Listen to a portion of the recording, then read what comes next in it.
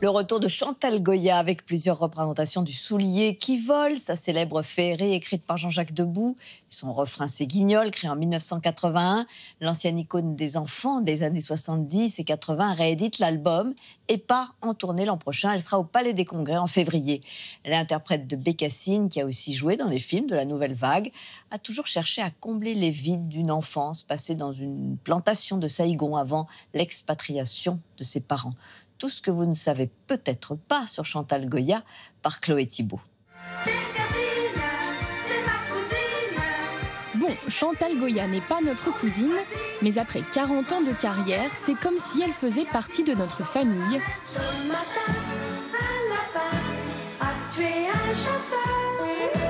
À 76 ans, elle a toujours son sourire de jeune fille et sa fameuse coupe de cheveux. Bah oui, alors là, elles sont un peu plus claires, voilà. La frange, j'ai toujours eu. Ah non, je vais rester comme je suis. De l'arrivée à la sortie, je crois que ça sera la même. Alors qu'elle s'apprête à revenir sur scène avec Le Soulier qui vole, son tout premier conte musical, la reine des tubes de notre jeunesse nous a fait voyager dans la sienne. Ça y est, on s'envole! L'histoire commence en 1966. Chantal Goya a 24 ans et vient d'épouser l'auteur et compositeur Jean-Jacques Debout. Il lui présente Daniel Philippaki, alors animateur de l'émission de radio culte d'Europe 1, Salut les copains. Quand Daniel m'a vu, il m'a dit j'aimerais tellement lui produire un disque. Ah non, je vous en supplie, c'est pas ça que je veux faire. Moi, je voudrais être journaliste. Il m'a dit je monte un journal pour les filles et ça tombe bien. J'ai dit ah génial. Et puis pas du tout. Il voulait que je fasse des photos de mode. Ça m'amusait pas du tout. Et finalement, j'ai dit à Jean-Jacques fais-moi une chanson, on verra bien, mais je sais pas chanter. Et là, dans la rue, il y avait un petit gamin qui s'appelait Bernard, comme ça, qui passait. Tu t'appelles comment Bernard? Et Jean-Jacques m'a écrit c'est bien Bernard, le plus vénard de la bande. Je me disais c'est pas possible de commencer avec ça. Bien Bernard, le plus vénard de la bande, car depuis qu'il a eu son bac, quelle chance, ses parents lui ont acheté une voiture avec laquelle on s'amuse bien, je vous jure. En fin de compte, j'ai fait la chanson, et voilà pas qu'on en a vendu, alors là c'était le bouquet. Alors qu'elle surfe sans conviction sur la tendance yéyé, Chantal Goya rejoint la Nouvelle Vague grâce à Jean-Luc Godard. Le réalisateur lui propose le rôle d'une jeune chanteuse dans son film masculin-féminin. Comme j'avais vu à bout de souffle, j'étais complètement tellement heureuse et en même temps très étonnée qu'ils me choisissent. Et puis j'étais dans le café, et puis là je regardais un monsieur qui avait un imperméable, et je me disais, il est bizarre celui-là. Et à l'époque, on nous disait, quand on était gamine, fais gaffe aux mecs aux imperméables, parce que c'est un peu des gens un peu vicieux, quoi.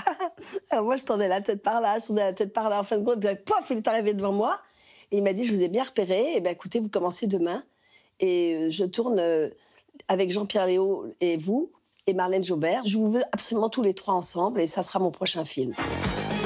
Mais c'est en chanson que la Chantal Goya qu'on connaît s'invente dans les années 70.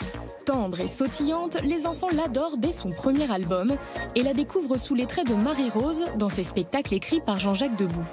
Mes contes ne sont pas des contes enfantins, ce sont des grosses comédies musicales avec des histoires vraies qui sont arrivées. Par exemple, Le mystérieux voyage de Marie-Rose, c'est quand il était à Juilly, pensionnaire, et il y a un petit garçon qui est tombé dans un lac et qui n'était plus là. Et il en a fait cette belle histoire où on le retrouve au paradis. Toutes ces chansons sont des thèmes et toutes ces musiques sont des mélodies intemporelles. Et je crois qu'aujourd'hui, si je suis encore là, c'est aussi grâce à Jean-Jacques. Moi, j'ai toujours dit que je n'aurais pas rencontré Jean-Jacques Debout, vous n'auriez jamais connu Marie-Rose. Le paradoxe de celle qui fait si bien rêver les petits, c'est qu'elle est née en pleine guerre d'Indochine, en 1942 à Saïgon. Tout ça m'a amené beaucoup de choses aujourd'hui. Parce que j'ai commencé ma vie dans les gros problèmes, en fin de compte, à l'envers. J'ai pas commencé ma vie de petite fille dans la douceur, tout va bien, tout est parfait. Non, c'était la guerre, fallait se sauver, il fallait sauver sa peau, et maman nous expliquait tout. Elle m'avait cachée dans la maison, et elle m'avait dit, surtout, tu n'ouvres pas la porte, Chantal, et tu ne parles pas, parce qu'il y a toute une armée qui va venir. Et là, je me disais, ah bon, mais c'est bizarre. Puis après, évidemment, comme curieuse comme je suis, j'ai ouvert la porte, et puis j'ai demandé à toute une armée de Vietcong, qui était là pour nous tuer, d'attacher mon lacet de chaussures. Ils l'ont fait, puis ils sont partis. À Paris, quand je suis revenue à 5 ans, je me souviens, c'était la fin de la guerre, donc on n'avait plus rien. On est rentré sans rien. Ma mère avait un sac de charbon avec dedans un peu d'argenterie. Et sur le bateau, elle m'avait dit que ça commençait bien. Avant d'arriver, on est passé par le canal de Suez. Et là, j'ai ouvert le hublot, j'ai jeté toutes ces affaires par la fenêtre pour que les poissons aient de belles robes. Ça commençait bien. Je tournais toutes les situations difficiles en situations drôles, en fin de compte, et amusantes. mais pas catastrophique. Voilà qu'on comprend mieux ces histoires de lapins vengeurs et de pandas danseurs.